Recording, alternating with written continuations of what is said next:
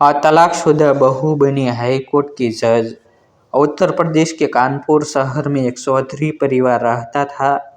ये परिवार पूरे इलाके में अपने रुतबे, धन दौलत और ऐशो आराम के लिए प्रसिद्ध था।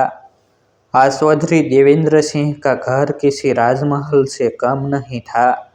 लंबा चौड़ा आंगन, संगमरमर की सीढ़ियाँ, महंगी कारें और नौकर चाकरों की भरमार। इसी घर का एकलौता वारिस था आर्यन सिंह चौधरी, जो अमीरी में पला बढ़ा, लेकिन जिम्मेदारी और संस्कारों से कोसों दूर।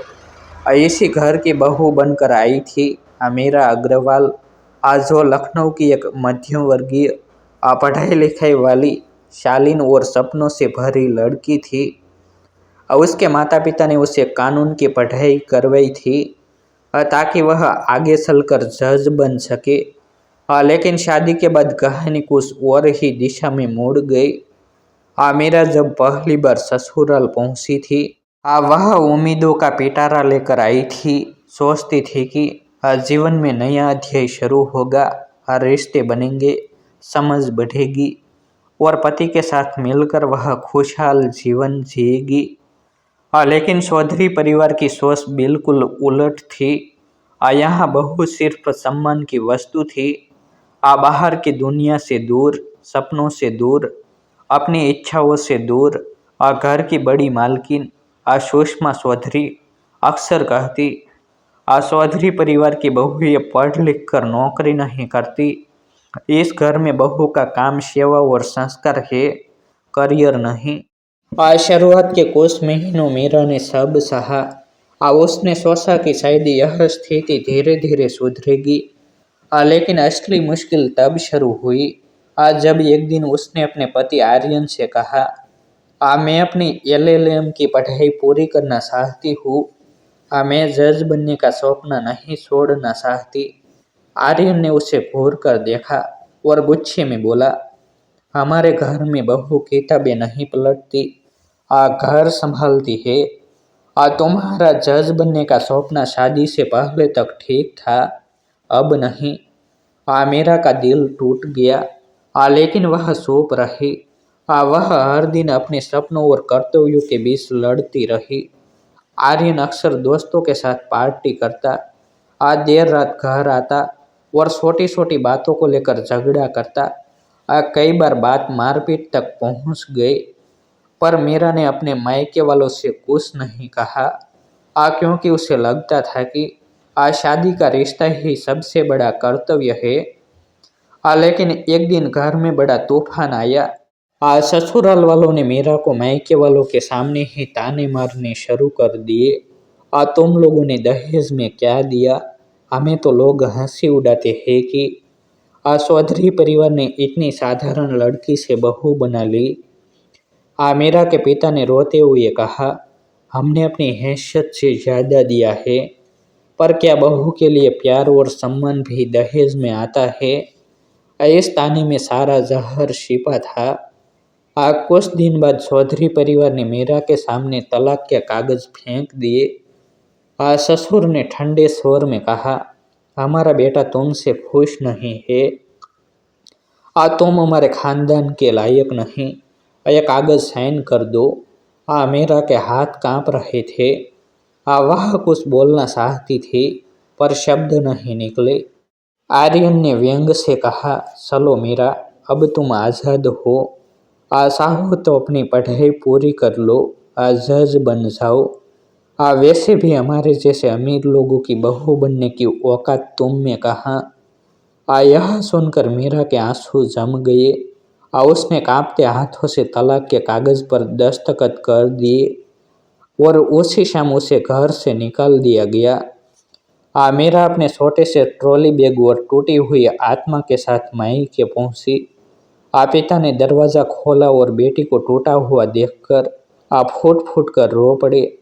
माँ ने उसे गले से लगाया, बेटी, जो घर तुम्हें सम्मान नहीं दे सका, वह घर था ही नहीं।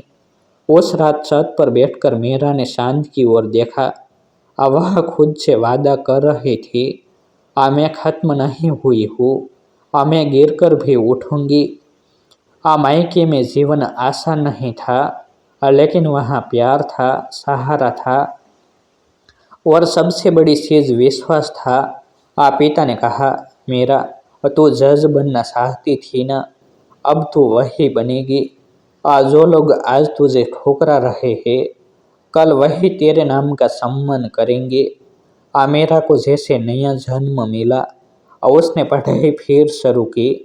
आज सुबह 5 बजे से रात 12 बजे तक LLM पूरी की। फिर प्रतियोगी परीक्षा की तैयारी में झोंक दी। सालों की मेहनत, संघर्ष, रातों की नींदें और अनगिनत आंसू सब इस एक सपने के लिए थे कि वह खुद को साबित कर सके।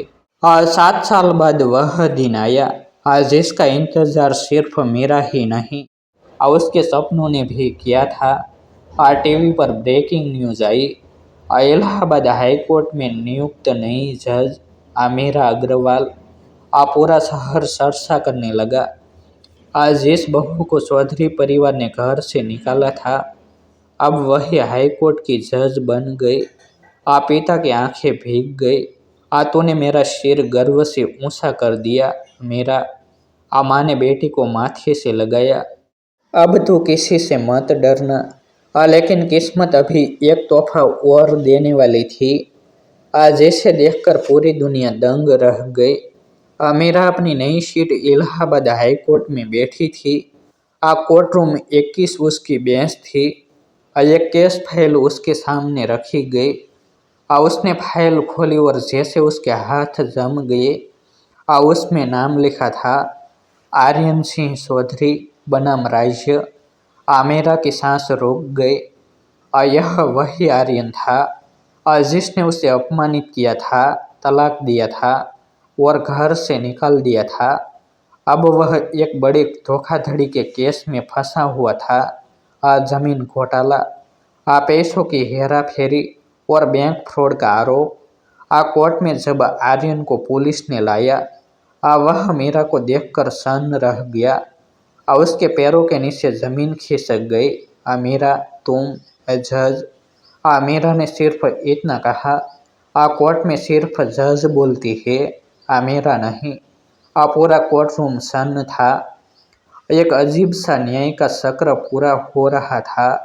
केस की सुनवाई शुरू हुई।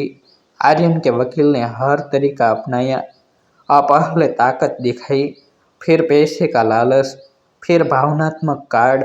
मैडम, यह आपका पुराना पारिवारिक मामला है। आप यह केस किसी और जज को दे दीजिए। मीरा ने शांत स्वर में कहा, कानून से ऊपर कोई रिश्ता नहीं होता। केस चलेगा यहीं। गवाह, दस्तावेज, बैंक रिकॉर्ड सब ने साफ साफ आर्यन के अपराध साबित किए। आर्यन रो पड़ा। मीरा, मैं बदल गया हूँ, मुझे माफ कर दो, मुझे जेल मत भेजो। मीरा की आंखें एक पल के लिए भी नहीं डली। वह बोली, जब तुमने मुझे घर से निकाला था, तब तुमने कोई दया नहीं दिखाई थी, पर मैं तुम्हें सजा इसलिए नहीं दे रही कि तुम मेरे पूर्व पति हो। मैं वह फैसला दे रही हूँ जो कानून और सत्य मांगते हैं। कोर्ट रूम में सन्नाटा फैल गया।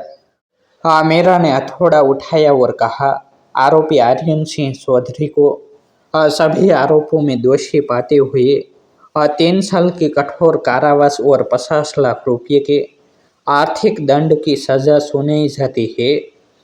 आर्यन की आंखों से आंसू बह निकले। उसने आखिरी बार मीरा को देखा। मीरा, तुम बहुत बड़ी बन गई हो। मीरा ने आंखें बंद कर ली। वह टूटे हुए सपनों पर जीत का नहीं, बल्कि इंसाफ का फैसला दे चुकी थी। कोर्ट खत्म होने के बाद मीरा बाहर निकली। आसमान साफ था, हवा हल्की थी और सूरज की रोशनी उसके चेहरे पर पड़ रही थी। माँ पिता बाहर खड़े थे। मीरा उनके गले लगी। पापा, आज आपकी बेटी ने खुद को नहीं, आपके विश्वास को साबित किया है। उस दिन मीरा ने समझ लिया, अपमान का बदला बदला नहीं होता। सबसे बड़ा बदला होता है खुद को इतना ऊंचा उठा देना कि आज इसने ठुकराया। वही सम्मान से सिर झुका दे। और यह एक तलाकशुदा टूटी हुई बहू की सबसे खूबसूरत जीत थी।